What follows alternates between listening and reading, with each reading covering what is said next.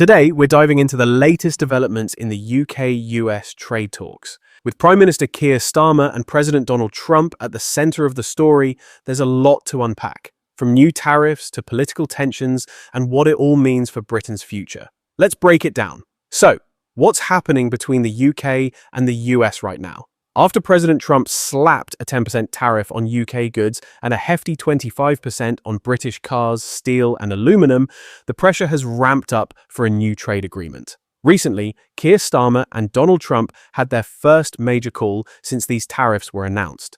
According to Downing Street, the conversation was ongoing and productive, but it's clear both sides have a lot to work through.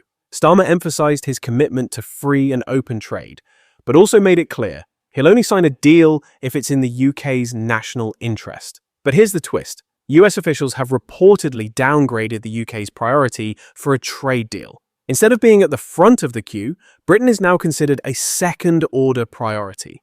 That means the US is focusing on deals with other countries first, and the UK might have to wait its turn. This has sparked criticism at home.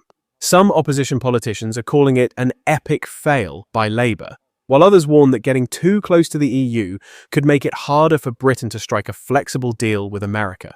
The stakes are high. The new tariffs have already shaken global markets, with drops in major stock indices and concerns about a possible recession. Starmer has warned that the world as we knew it has gone, and that old assumptions about global trade no longer apply. Despite the tough talk, the UK government is trying to avoid a trade war. They're taking a calm, steady approach, hoping for a mutually beneficial deal rather than retaliating with their own tariffs.